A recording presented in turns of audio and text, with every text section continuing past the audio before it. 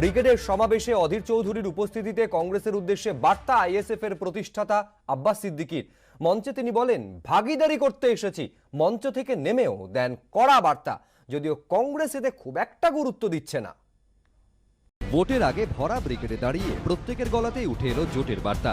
একজোটে সকলে ডাক দিলেন রাজ্যে পরিবর্তনের, কিন্তু তার মধ্যে কিছুটা হলেও তাল কাটলো কংগ্রেসের উদ্দেশ্যে ইন্ডিয়ান সেকুলার ফ্রন্ট বা আইএসএফ এর প্রতিষ্ঠাতা আব্বাস সিদ্দিকীর বার্তায়। এই ব্রিগেডের জমিন থেকে আমার প্রত্যেকটা বাঙালি ভালোবাসার মানুষকে বলবো, যেখানে যেখানে বাম শরিক দল প্রার্থী দেবে, আগামী ইলেকশনে মাতৃভূমিকে রক্ত দিয়ে হলেও স্বাধীন আমরা করব।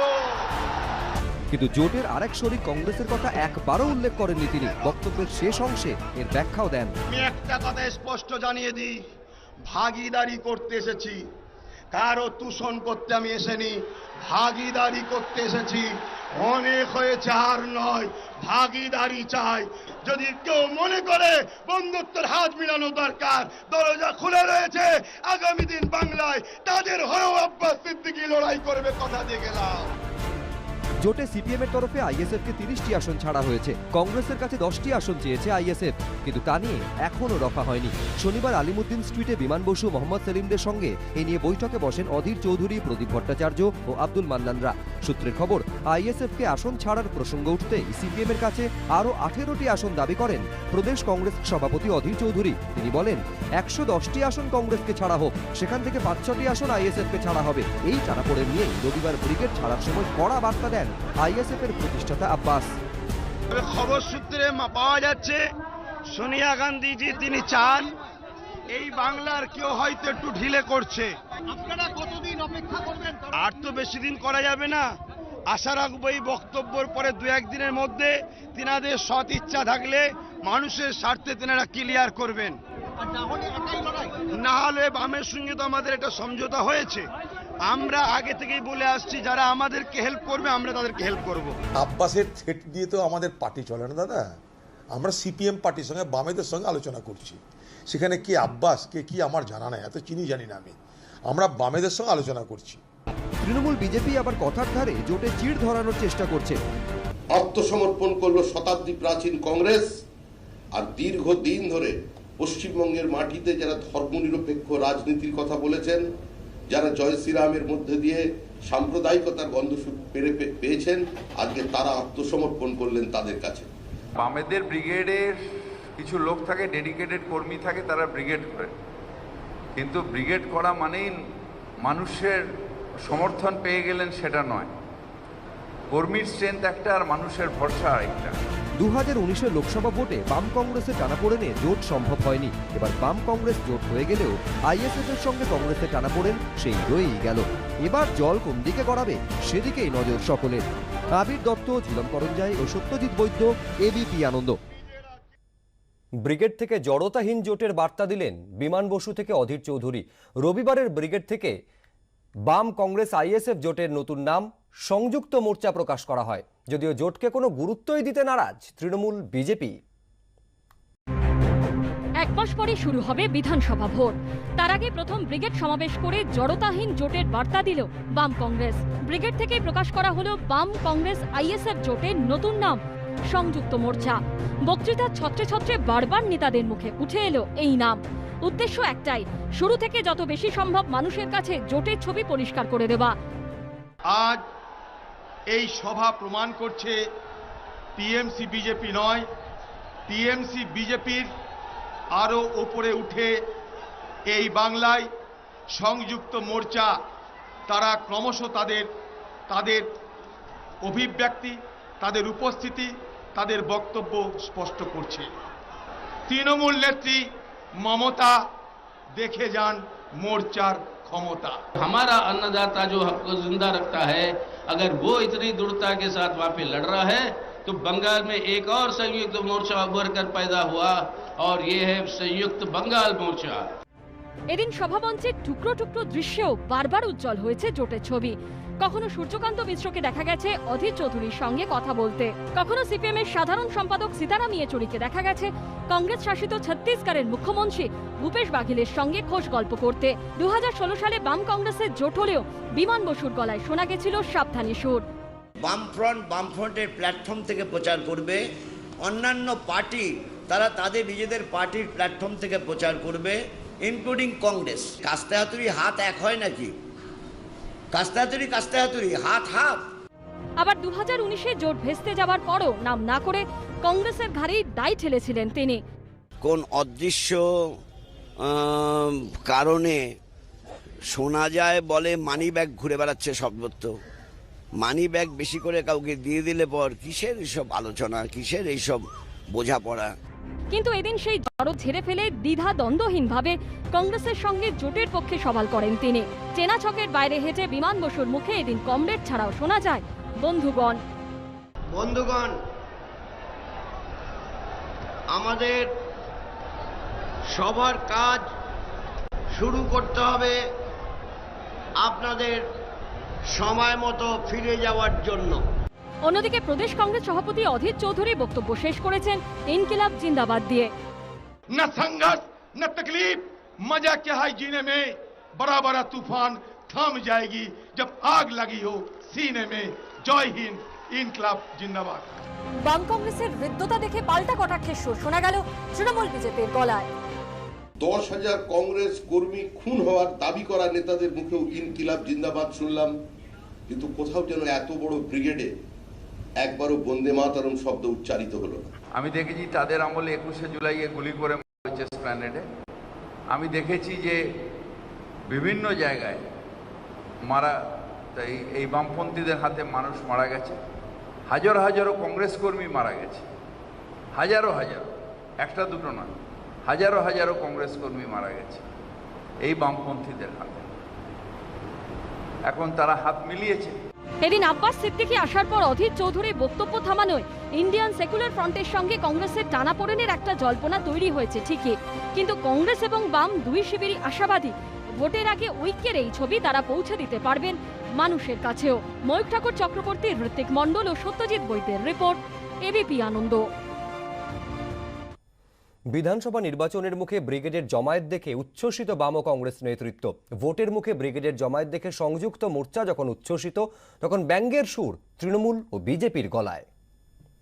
এইরকম একটা সমাবেশ অতীতে কোনোদিন ব্রিগেড ব্যাকগ্রাউন্ড দেখেনি, যা এবার দেখছে। নতুন পরিবর্তনের এক রামধনু আজ ব্রিগেডের মাঠে আমরা সবাই লক্ষ্য করছি। বিধানসভা নির্বাচনের মুখে বাম কংগ্রেস আইএসএফ এর ব্রিগেড সমাবেশে মানুষের জমায়েত দেখে এভাবেই উচ্ছ্বসিত হয়ে পড়ল জোট নেতৃত্ব। ব্রিগেড প্যারেড গ্রাউন্ড অতীতে বহু ঐতিহাসিক সমাবেশে সাক্ষী থেকেছে। 1955 সাল, তৎকালীন সোভিয়েত তেজ সে भी तेज ভারতের number 1 moulded furniture supreme furniture, Jack olive oil, India's largest selling herbal body oil, Jharna gold চাল, বাংলা ও বাঙালির স্বাদ ও স্বাস্থ্যের শেষ কথা। প্রাণহীন ফার্নিচারকে জীবন দেয় timber coat by SD Paints.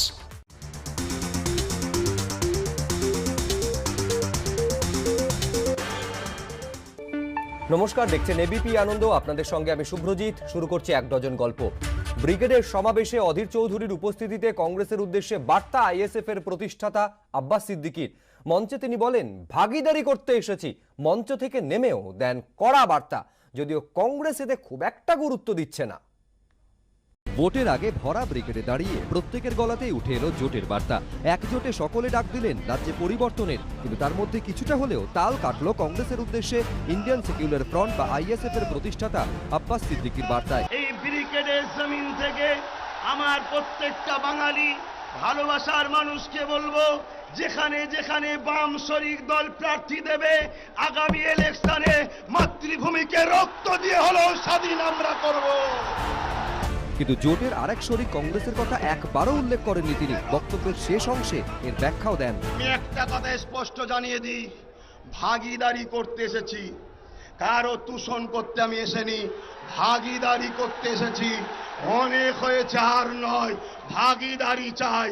যদি কেউ মনে করে বন্ধুত্বের হাত মিলানো দরকার, দরজা খুলে রয়েছে। আগামী দিন বাংলায় তাদের হয়েও আব্বাস সিদ্দিকী লড়াই করবে, কথা দিয়ে গেলাম।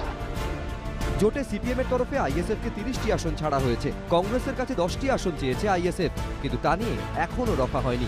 শনিবার আলিমুদ্দিন স্ট্রিটে বিমান বসু মোহাম্মদ সেলিমদের সঙ্গে এ নিয়ে বৈঠকে বসেন অধীর চৌধুরী, প্রদীপ ভট্টাচার্য ও আব্দুল মান্নানরা।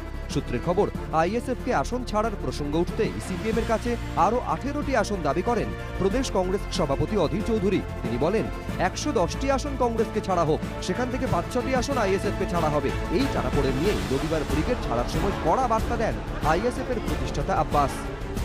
খবর সূত্রে পাওয়া যাচ্ছে সোনিয়া গান্ধীজি তিনি চান এই বাংলার কেউ হয়তো একটু ঢিলে করছে। আপনারা কতদিন অপেক্ষা করবেন? আর তো বেশি দিন করা যাবে না।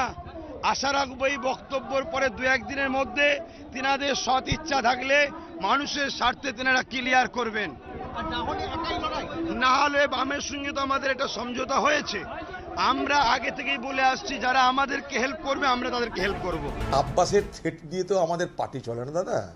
আমরা সিপিএম পার্টির সঙ্গে বামেদের সঙ্গে আলোচনা করছি। সেখানে কে আব্বাস কে কি আমার জানা নাই, এত চিনি জানি না আমি। আমরা বামেদের সঙ্গে আলোচনা করছি।